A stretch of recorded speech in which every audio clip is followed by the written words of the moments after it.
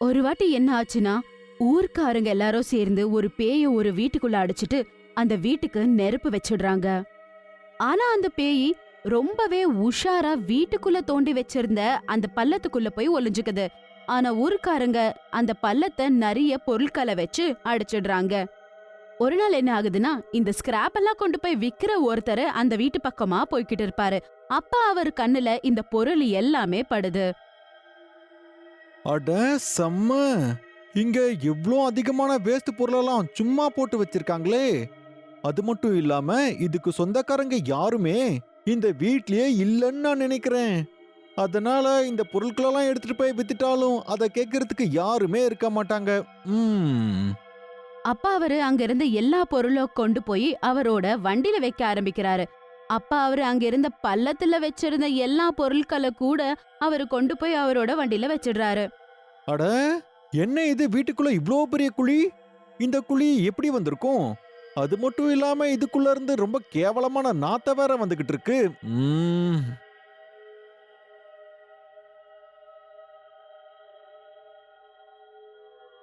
ஐயோ நான் சாக போறேன். நான் சாக போறேன். ஐயோ யார் இது? யார் என்ன தேவையில்லாம குழிக்குள்ள இழுத்துட்டு இருக்கிறது? யார் அது? யாராவது இருக்கீங்களா? காப்பாத்துங்க! காப்பாத்துங்க! தயவு செஞ்சு யாராவது வந்து என்ன காப்பாத்துங்க! ஐயோ நான் செத்தேன். ஐயோ என் இடுப்பே உடைஞ்சு போச்சே. ஐயோ கடவுளே, யார் அது? அது யாரு? என்ன யாரு இதுக்குள்ள இழுத்தது? எவ்வளவு தைரியம் இருந்தா அப்படி பண்ணிருப்பீங்க? எதுக்கு தேவையில்லாம என்ன இந்த குழிக்குள்ள இழுத்தீங்க? யாராவது இந்த மாதிரி எல்லாம் விளையாடுவாங்களா என்ன? யாரு தைரியம் இருந்தா முதல்ல என் முன்னாடி வந்து நில்லுங்க. அப்ப அந்த பேயி டிங்குவோட காலை எடுத்துக்கிட்டு வாயில வச்சுக்கிட்டு அங்க இருந்து வெளிய நடந்து வருது. ஐயோ அவ்வளவுதான் என் கதை முடிஞ்சது. ஐயோ என்ன இங்க பேயெல்லாம் இருக்கு, இதெல்லாம் எங்க இருந்து வந்தது? ஐயோ அம்மா, நான் வந்து இப்படி மாட்டிக்கிட்டேனே. ஐயோ பேய் மேடம், நான் இங்க இருக்கிற பழைய பொருட்களெல்லாம் எடுத்துட்டு போகலாம்னு தான் வந்தேன். நீங்க வந்து ஏதோ இந்த பொருளெல்லாம் சும்மா வச்சிட்டு இருக்கிறத நான் தூரத்துல இருந்து பார்த்தேன். பேராசையால எடுத்துட்டு போலாம்னு வந்துட்டேன். நான் பண்ணது பெரிய தப்பு தான். தயவு செஞ்சு நான் பண்ணதுக்கு மன்னிச்சு விட்டுரு.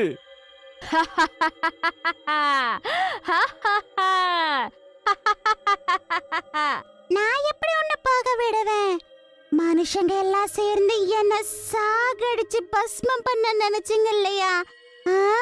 உன்னை என்ன பண்ண போறேன்னு பாரு.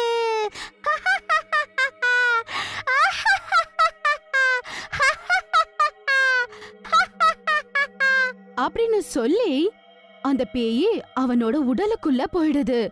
அதுக்கப்புறம் பேய் அவனை வசியமாக்கிடுது. அப்புறம் அவன் டிங்குவோட கால கைய எடுத்துக்கிட்டு வீட்டுக்குள்ள இருந்த அந்த பள்ளத்துல இருந்து நடந்து மேல வரான்.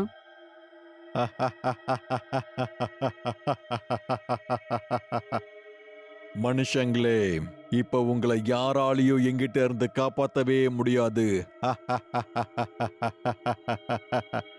அதுக்கப்புறம் அந்த வண்டியில டிங்குவோட காலை எடுத்துக்கிட்டு அந்த பையன் அங்கிருந்து மனுஷங்க எங்கேயாவது இருக்காங்களா அப்படின்னு சொல்லி தேட ஆரம்பிக்கிறான்.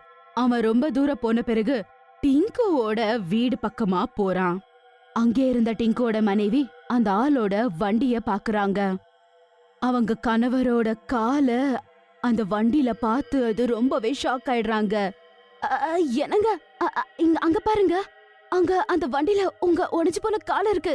அட அது என்னோட காலு. அந்த பேய் தான் என்னோட காலை வெட்டி சாப்பிட்டது. அது எப்படி இந்த ஆள் கிட்ட வந்தது? டிங்கு அங்கிருந்து ஓடி வெளிய போய் பாக்குறான். ஒரு நிமிஷம் நில்லுங்க நில்லுங்க. இது என்னோட கால், அது எப்படி உன்கிட்ட வந்தது?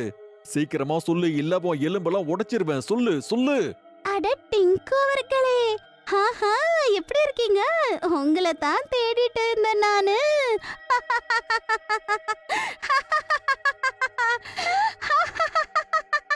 அட என்ன இது? இந்த குரலை நான் இதுக்கு முன்னாடி எங்கேயோ கேட்டிருக்கனே. இங்க பாரு, யார் நீ? ஒரு பொண்ணோட வயசுல நீ எதுக்கு இப்படி எல்லாம் பேசிக்கிட்டு இருக்க? என்ன எங்கிட்டே விளையாடிட்டு இருக்கியா? சொல்லு. என்ன டிங்கு, அதுக்குள்ள நம்ம வந்துட்டீங்களா? உங்க காலை வெட்டினது நான் தானே. உங்க காலை ரொம்ப ருசியா இருக்கு. ஆனா இப்போ எனக்கு உங்களோட இன்னொரு காலை சாப்பிடணும் ஆசையா இருக்கு. அதுக்கு தான் நான் இங்க வந்தேன். ஐயோ கடவுளே, நம்ம கதை முடிஞ்சது. இது அந்த பேயோட வாய்ஸ் தான். ஆனா இந்த பேய் எப்படி இவரோட உடம்புக்குள்ள வந்தது? அட நாசமா போனவனே, அந்த பேய உன் கூட கூப்பிட்டுக்கிட்டு நீ எங்கெல்லாம் போய் சுத்திக்கிட்டு இருக்க?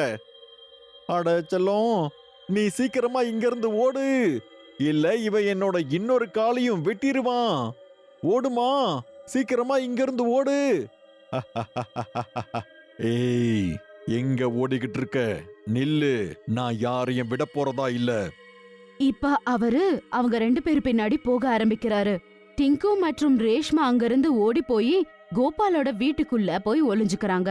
அட என்னாச்சுப்பா, ஏன் இப்படி ஓடிக்கிட்டு இருக்க? கீழே விழுந்து உன்னோட இன்னொரு காலுக்கும் ஏதாவது ஆச்சுன்னா நீ என்ன பண்ணுவ? கொஞ்சம் மெதுவா வந்து இங்க உட்காரு. இப்ப என்னாச்சுன்னு சொல்லு. அட கோபால், உட்காரத்துக்குலாம் இப்ப நேரம் இல்ல. உங்களுக்கு ஞாபகம் இருக்கு தானே, அன்னைக்கு என்னோட வீட்ல நாம அந்த பேய கைது பண்ணி வச்சோம் இல்லையா? அந்த பேய் இப்ப மறுபடியும் வந்துருச்சு. பழைய பொருட்களை எடுத்துட்டு போற ஒரு ஆளோட உடம்புக்குள்ள அது இருக்கு. அது மட்டும் இல்லாம அது என்ன கண்டுபிடிச்சிருச்சு.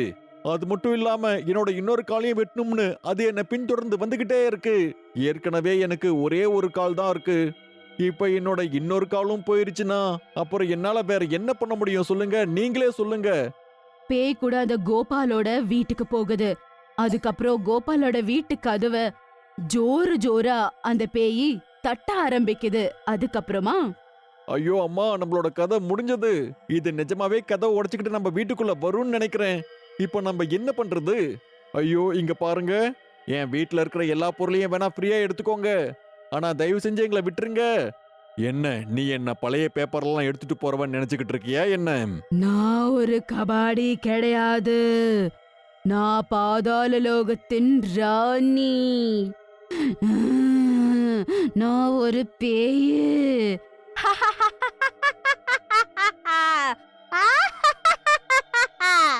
அவ்வளவுதான், நம்ம கதை முடிஞ்சது. ஐயோ டிங்கு, நீ சொன்னதெல்லாம் சரிதான். அட, இந்த ஆள் என்னடா பொம்பளை வயசுல எல்லாம் பேசிக்கிட்டு இருக்கானே. கண்டிப்பா இவன் உடம்புக்குள்ள அந்த பேய் தான் இருக்கு. இப்ப என்ன பண்றது? என்னங்க, அது பாதாள லோகத்தின் ராணி அப்படின்னு நம்ம கிட்ட சொல்லுது. அப்படின்னா நம்ம பாதாள லோகத்தை தான் நாசம் பண்ணி ஆகணும். என்கிட்ட ஒரு வழி இருக்கு, என் கூட இப்பவே வாங்க அப்படின்னு சொல்லிட்டு அவங்க 3 பேரும் அங்கிருந்து பின்னாடி இருந்த வழியில இருந்து போயிடுறாங்க. அதுக்கப்புறம் அவங்களோட பழைய வீட்டுக்கு போய் பாக்குறாங்க. அதுக்குள்ள ஒரு பெரிய பள்ளம் ஒண்ணு இருக்கும். அங்க இருந்து தான் இந்த பேய் வெளிய வந்திருக்கும்னு நான் நினைக்கிறேன். இது ரொம்ப வருஷமா இதுக்குள்ளதான் இருந்திருக்கு. இத நாசமாக்கிட்டோம்னா நல்லா இருக்கும் அப்படின்னு சொல்லிட்டு அவங்க எல்லாருமே அந்த கட்டைகளை எடுத்துட்டு வந்து அந்த பள்ளத்துக்குள்ள போடுறாங்க. அப்ப அந்த பேய் பிடிச்சவன் அங்க வரான். இங்க பாருங்க கிராமத்தாட்களே, எங்கிட்ட இருந்து தப்பிச்சு உங்களால வேற எங்கேயுமே போகவே முடியாது. கண்டிப்பா உங்க யாரையும் நான் சும்மாவே விட மாட்டேன். இங்க பாரு கோபால், உன்னோட கையில வச்சிட்டு இருக்கிற அந்த நெருப்ப ரொம்ப சீக்கிரமா அந்த குழிக்குள்ள போட்டுரு. அதுக்கப்புறம் கோபால் அவன்கிட்ட இருந்த நெருப்ப சீக்கிரமா அந்த பள்ளத்துக்குள்ள போட்டுடுறான். போட்ட உடனேயே நெருப்பு எரிய ஆரம்பிக்குது. அதுக்குள்ள நெருப்பு வந்து எரிய ஆரம்பிச்ச உடனேயே நிறைய சத்தங்க கேட்க ஆரம்பிக்குது. அட நாசமா போனவனுங்களா, என்னடா பண்ணிக்கிட்டு இருக்கீங்க? அதுக்கப்புறம் அந்த பேய் கபாடியோட உருவத்தை விட்டு வெளிய வந்துடுது. அதுக்கப்புறம் எரியிற அந்த பள்ளத்தை பார்த்த உடனே கதற ஆரம்பிக்குது. ஐயோ, இப்படி நடக்க கூடாது, நடக்க கூடாது, இப்படி நடக்க கூடாது. பார்த்துட்டு இருக்கும் போதே அந்த ஒரு இடம் எரிஞ்சு சாம்பல் ஆகுற மாதிரி பேய் கூட எரிஞ்சு சாம்பல் ஆயிடுது. செத்தண்டா சாமி, செத்தண்டா. மனுஷனாகிய நீங்க என்ன மறுபடியும் நாசமாக்கிட்டீங்க. ஆனா நான் மறுபடியும் வருவேண்டா. செத்தண்டா, செத்த. பார்த்துட்டு இருக்கும் போதே அந்த பேய் எரிஞ்சு சாம்பல் ஆயிடுது. ஜனங்களுக்கு அந்த பேய்கிட்ட இருந்து ஒரு முக்தி கிடைக்குது. இங்க பாருங்க, எல்லாமே உங்களால நடந்ததுதான். நான் ரொம்ப கஷ்டப்பட்டு தான் அன்னைக்கு இந்த குழிய நான் மூடி வச்சேன். ஆனா நீ இந்த பாத்திரங்கள் எடுக்கணுங்கிற பேராசையில இந்த வீட்டுக்குள்ள போய் பேய வெளியில கூட்டிட்டு வந்துட்டியே. ஐயோ டிங்கு அண்ணா, தயவு செஞ்சு என்ன மன்னிச்சிருங்கண்ணா. அந்த பாத்திரங்களை பார்த்து நான் பேராசைப்பட்டுட்டேன்னா. அட, எனக்கு என்னன்னா தெரியும் அந்த வீட்டுக்குள்ள அவ்வளோ பெரிய குழி இருக்கும்னு.